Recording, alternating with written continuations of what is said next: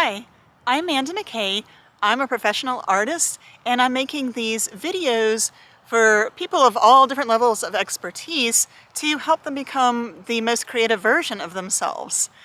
Now for this tip, I want to talk about something that you've probably been hearing about your whole life, and maybe you've followed this and maybe you haven't, but I want to talk about it in a way that applies specifically to your creativity and other people's creativity and whatever you make, whatever art you make, and whatever art somebody else makes. And that's to be careful about what you're saying and consider the power of your words.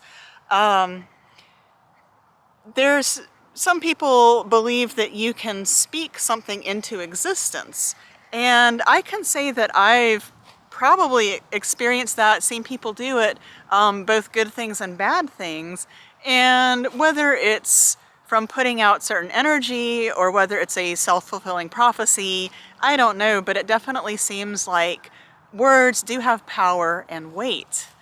Now, especially in our political climate, I mean, sure, we should be calling out people when they do something terrible, but I don't think there's any reason for when somebody is working on their creative practice to be negative about it and saying negative things, whether it's your own work or somebody else's work.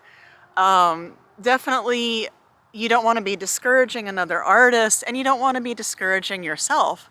Now, I try really hard to not be saying negative things about what other people do artistically. I haven't always been as careful with that, and well, I definitely would be if I was talking to somebody that I knew or about somebody that I knew, but there are times where there's like a band and it's a famous band or a famous musician and I've never met them and I probably never will, and just remarking to somebody who's sitting in the room with me that I don't like whatever song I'm listening to. Now, I wouldn't put that in public, but it still was me saying something maybe a bit snarky about another artist. Obviously an artist on a completely different level from me, but still.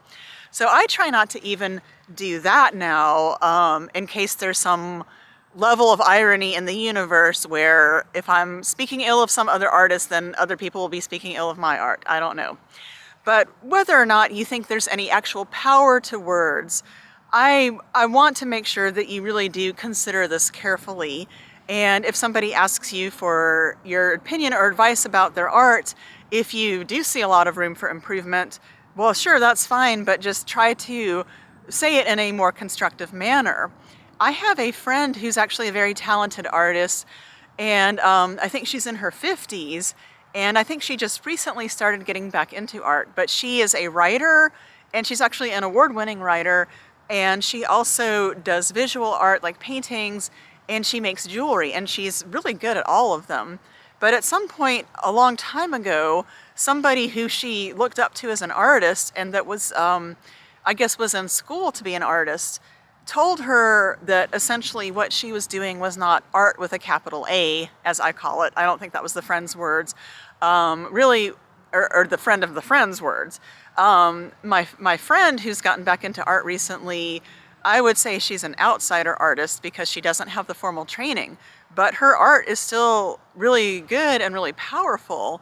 And I just think it's terrible that this person decades ago who was supposed to be a friend of hers was so discouraging and told her, that what she was doing wasn't really art, and basically she should just give it up and, just leave it to the experts, was essentially what this supposed friend was saying.